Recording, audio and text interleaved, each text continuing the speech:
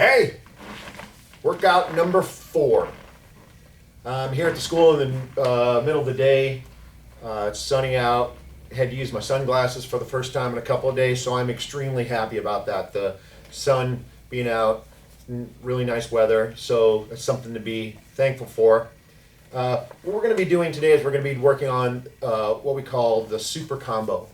We have 3 variations of the super combo, and they each have 3 levels that are different, but they also have one level that is in common, and that was the Panantukan that we did on the video workout number 2. And I think that is pretty comprehensive. No need to go back over that. If you're looking to figure out what level 4 is, go watch that video, and you will be absolutely full, comprehensive workout for that. So what I'm going to be doing today is the self-defense super combo. And before I do that, I wanted to mention what we call the 5 things that we need to do every day to be healthy, to stay healthy. Because I think that's something that, even during this time of distress and difficulty, we still need to be maintaining a strong, healthy balance in our life.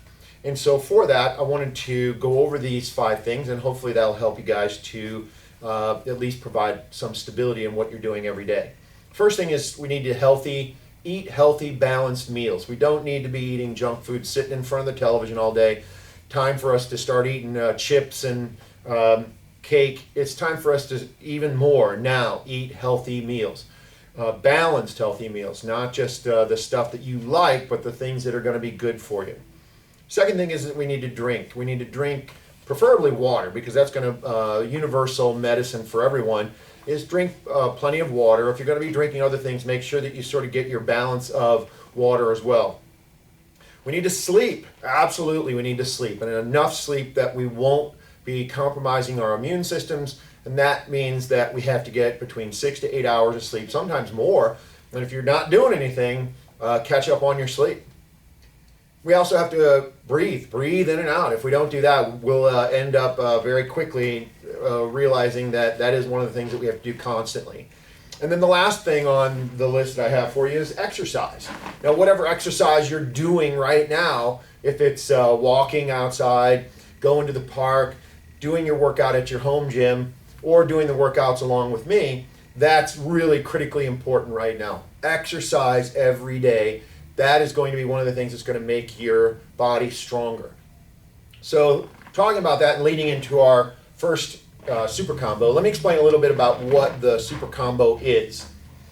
A couple years ago, I created the super combo because I wanted to encapsulate all of the disciplines that we practice here at the school, minus our grappling, because there's separate combinations that you would need to use for that. So, self-defense, kickboxing, and weapons. We have a combination, 3 different levels of each of those different disciplines. Actually, it's 4 levels, with Panantukan being the 4th level. But for the purposes of the discussion that we're going to be doing over the next couple of lessons, 3 levels.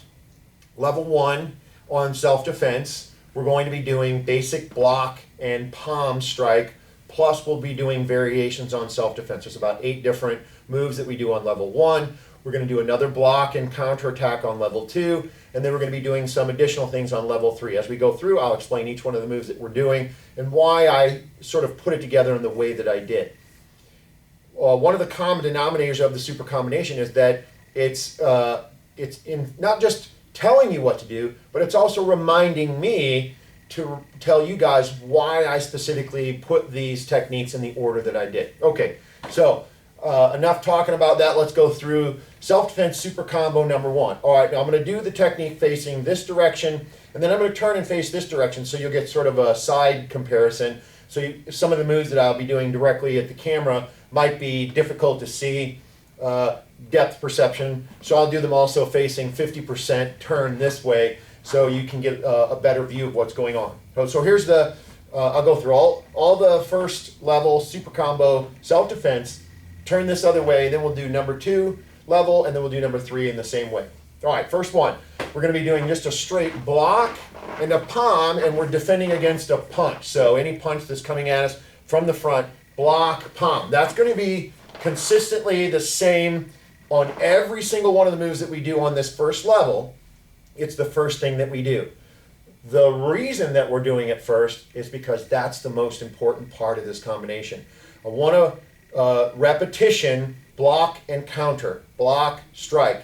In the self-defense levels that we talked about on the other lesson, block, hit, grab, throw. So 4 levels. We also said that it's sort of one continuous flow, but for today what we're doing is we're breaking it down and we're going to go block, palm on the beginning of each one of these moves. All right, so here's the follow-ups that we're going to do off of the block, palm combination. First one is block, palm, grab the opponent by the shoulders and do a leg sweep, and that looks like this. Block, palm, grab by the shoulders, step around, and as I step, I'm going to push them to the floor. That is block, palm, grab, throw at its finest, facing this direction. Block, palm, grab, step forward, and then throw down.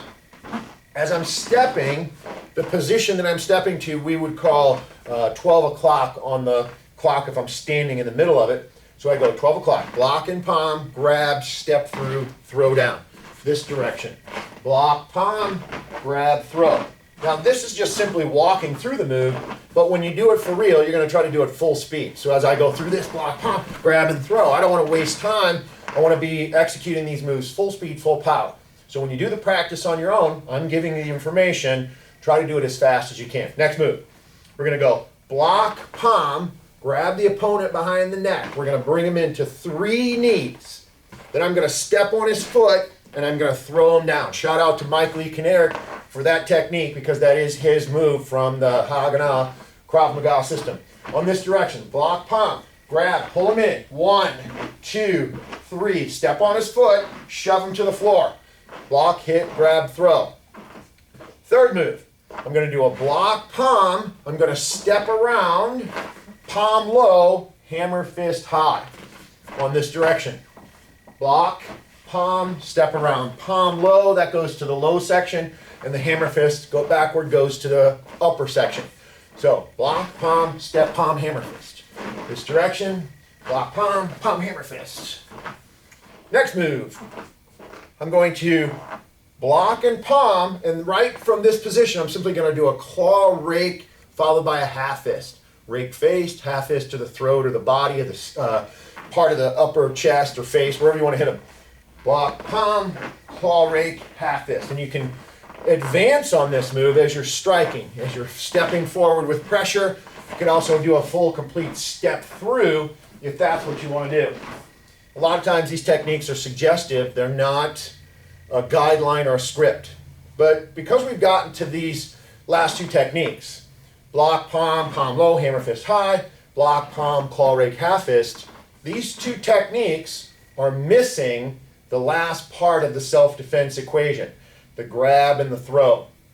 And the reason why it's missing it, I did it on purpose. I wanted to have this discussion right now because I wanted to remind everybody we don't have to do all 4 parts. There are times when we're doing self-defense when I need to back off a full self-defense scenario because there are a couple of reasons why I don't want to be grabbing a hold of the opponent or trying to knock them down. I'll give you those reasons right now. The first one that I come up with is because I'm at home and it's somebody who's related to me and all I want to do is defend. I don't want to grab and throw them to the ground. I probably don't want to hit them either.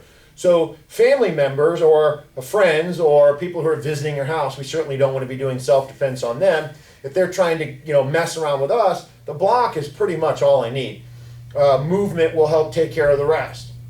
The second reason would be if I'm at school. In school, the rules that they have for defending yourself are totally different than everywhere else in the world. And they say you can't fight, you can't hit back, but you can defend yourself. You absolutely can defend yourself. And that means if somebody's trying to get you, you can block them. Block and move.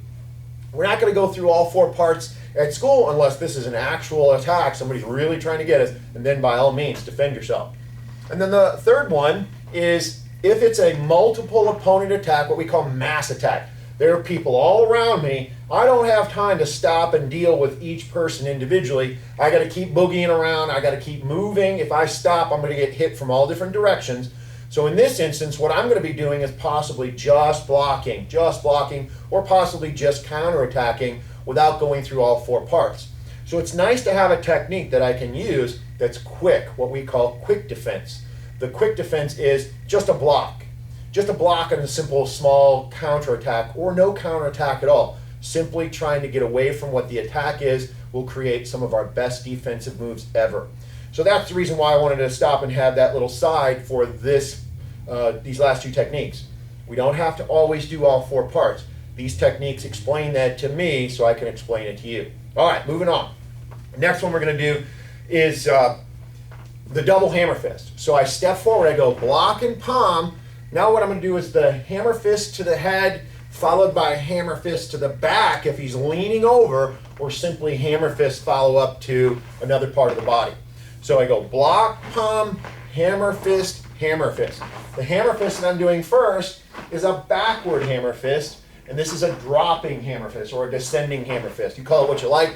It's just a hammer fist. Block, palm, hammer fist, going this way.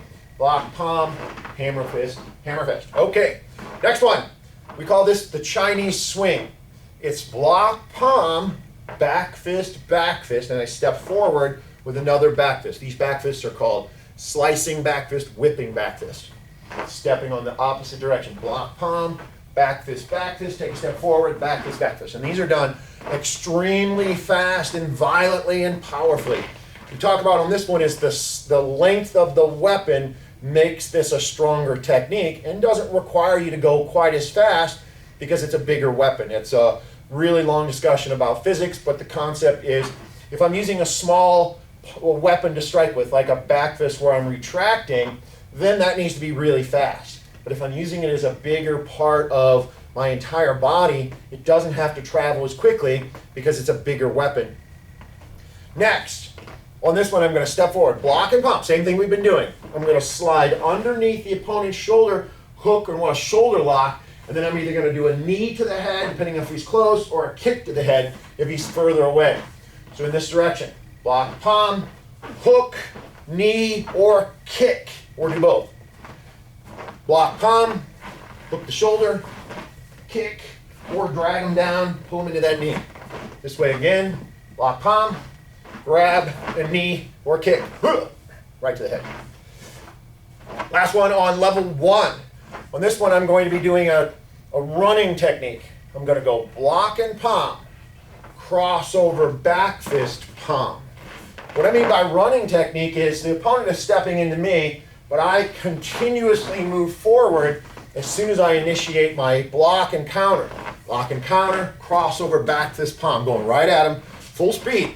This creates a lot of momentum in your technique and turns the table on the opponent because he's trying to put his will, his authority on you as he's stepping in with his strike. We're turning that around by imposing our will, our authority on that opponent. All right, that's the end of level 1. Let's move on to level 2.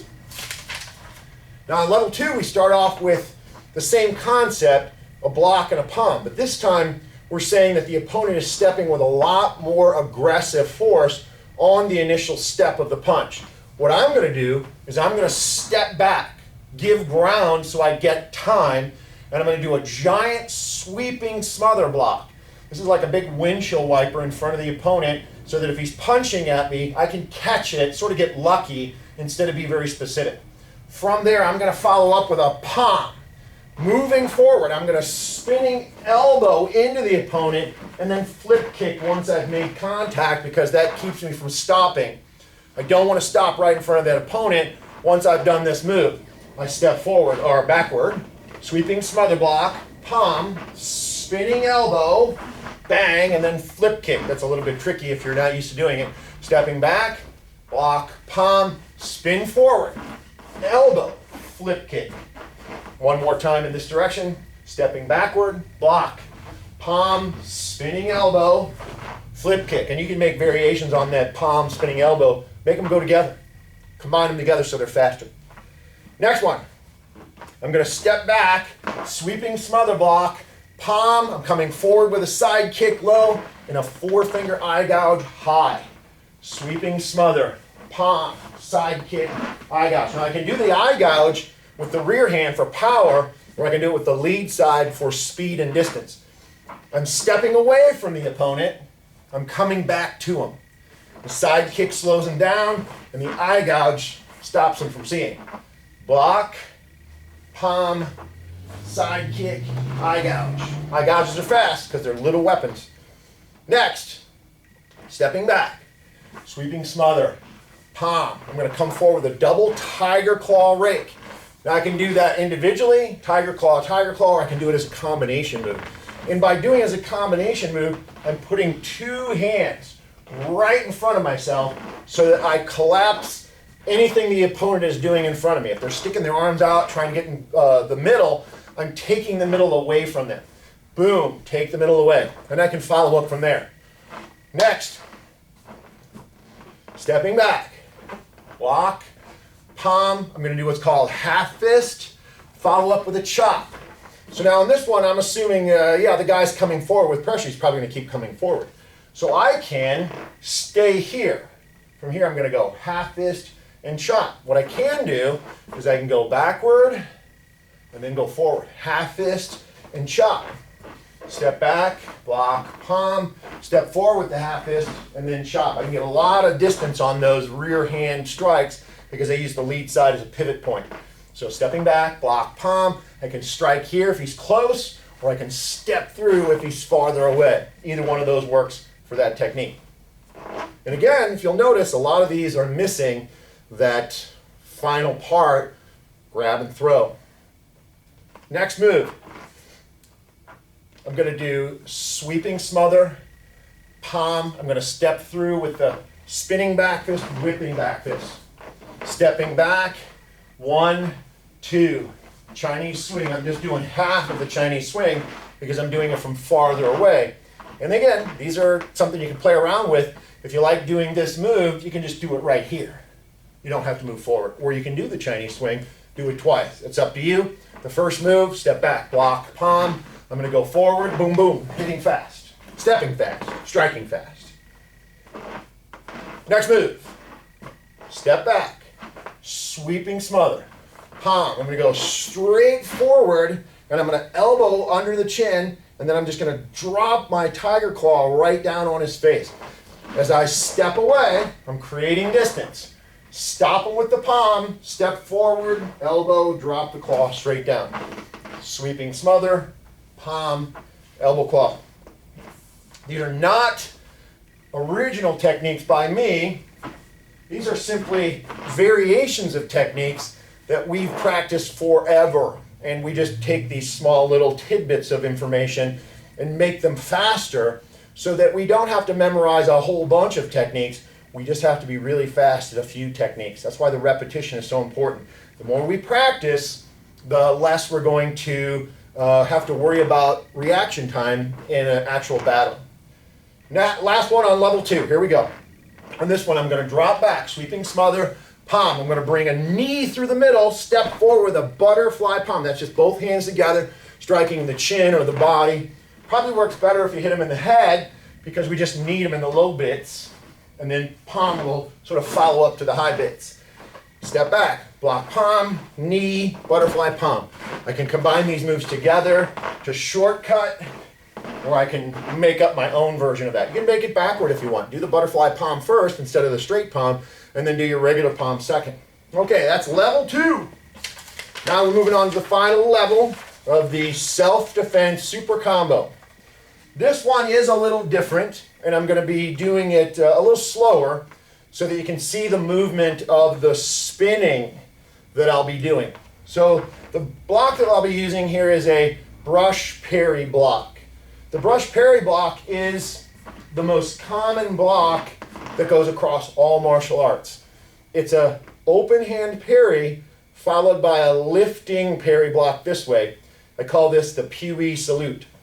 Something smells, so let's give it a salute. This move can be done where you simply just sort of collapse your arms into your head. And this is for that punch that happens when the guy's right next to you. It's close quarter. You don't have a lot of time to react, so we're just going to sort of throw something up in front of what we think is going to be the intended target. If we miss the guess, we're not stopping. We're going to continue to fire, and that's why these techniques might be a little bit more violent, but they're also more advanced because it's level 3. So first one that I'm going to do. As I do the brush parry block, I'm going to cross step over, and if I'm using the triangle here on the floor as an example, I'm stepping along that triangle step, and the intended purpose of this move is so that I can get around behind the opponent on my second step, and that looks like this. Brush, parry, cross step. I'm going to palm as I step around, but as I step the third time, I'm going to grab the back of his head, pull him straight down to the floor.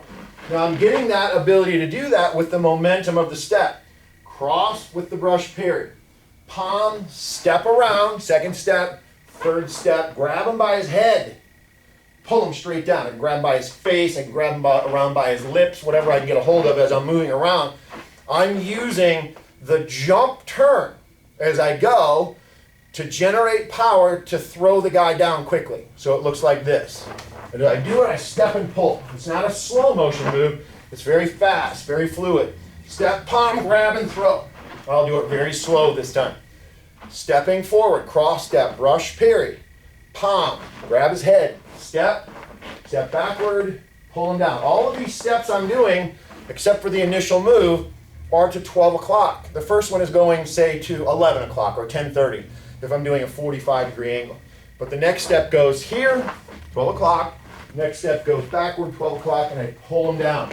And the reason why I'm spending so much time explaining this version of the move is I'm going to keep doing this on this technique list, this third level super combo. So let's go right into the next one. It is exactly the same thing, except what I'm going to do is I'm going to grab his hair as I'm stepping around. I'm not going to get a hold of his face. That might have cooties on it, so I'm going to grab his hair and just rip him down backwards. It's an easier target to grab if he has hair, and it's also sort of something they can't just wiggle out of if you get a good grab on him. Same exact move, just a different grab, grabbing his hair. And you decide at what point in the move you want to grab. Do you want to grab him before you step? Do you want to grab him as you're stepping? Do you want to grab after you've stepped? That's your call. All these techniques are open to modification because self-defense is not static, it's fluid. We have to change. We have to be able to change while we're doing it. So here again, next move, same technique. It's for a punch. I'm cross-stepping, brush, parry, palm. As I step around behind him, I'm going to grab him by his collar or by his shoulders, and then I'm going to step again and throw him down. That one has an extra step in it because I'm grabbing a hold of a bigger target. So I go 1, 2, 3. Second step, grab a hold of the shoulders. I'm going to pull him down one extra step back. The more I move, the more momentum I get. The more acceleration I get on the opponent. And since they're facing away, they're off balance, the movement that I'm using is to take the person off their feet. This is the full self-defense party. I'm going block, palm, step, grab, pull him down. Pull him down violently. The more aggressive you throw the opponent down, the more likely he is to not step up and want to go again. One more time on this direction. Remember, I'm doing 1, 2, and then a third step to sort of get out of my own way as I pull the opponent down. All right, so in this one, I have to explain this one as I'm pulling the opponent's head in a circle as I grab a hold of it. So I'm doing the cross step, brush, parry, palm. I'm grabbing his chin. As I step around, I grab the back of his head, but I'm not stopping. I spin and twist.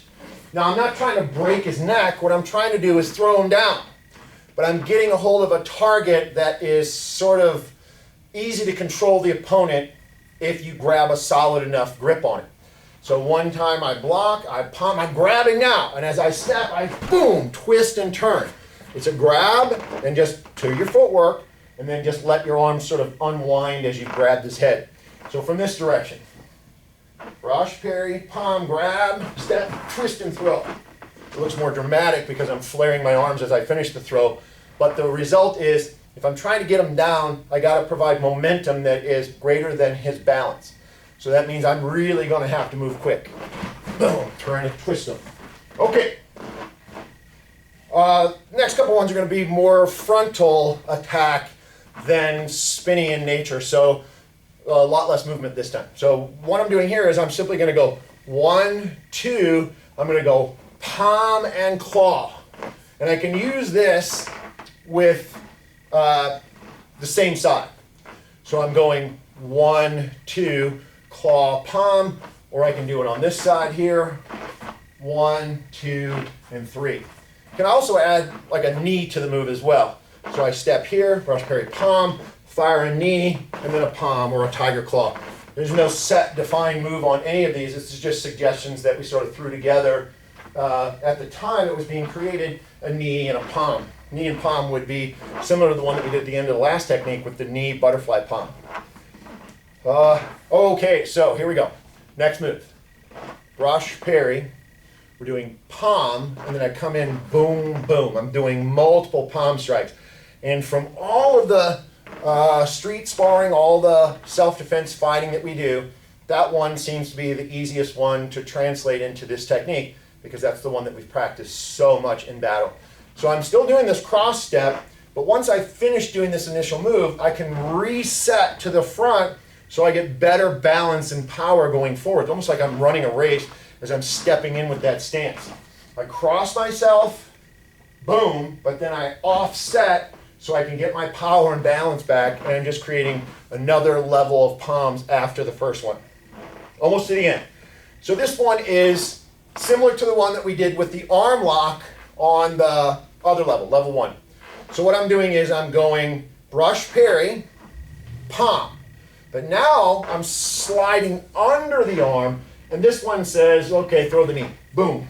But as we learned from before, if he's far enough away, I can still throw the kick. So this one is a brush, parry, palm, catch the shoulder. I'm grabbing underneath like a wrestling shoulder arm lock.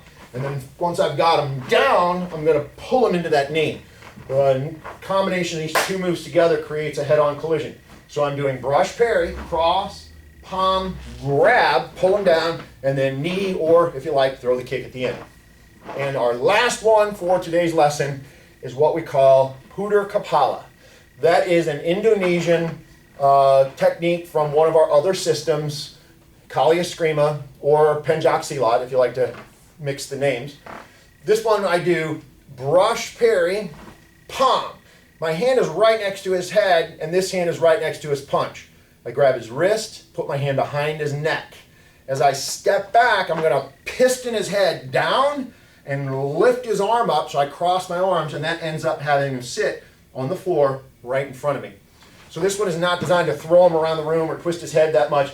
What I'm simply doing is brush, parry, palm, grab his neck, grab his wrist, step back so I create momentum, piston his head down, lift his arm up so I get that complete turn, and that ends up putting the opponent on the ground. Now, something to say about puter kepala, it's a very complicated move, and complications can minimize success. It's a fun move, but it doesn't necessarily guarantee success. So keeping this one in the super combo for fun, because we want to have fun with what we're doing. And this technique, the puter kepala, everybody who does it really likes it. It's a fun move to sort of pretend that you can knock anybody down in that fashion. The truth is it's very difficult. Practice it a lot if you want to try to do it successfully, and to do it well, you have to practice it thousands and thousands of times. So that is super combo number 1, self-defense, level 1, 2, 3. Panentuken is level 4, and that was on a different video. But for now, this is lesson of the day, workout number 4. Do that at your place. See you when you get back to the school. Bye-bye.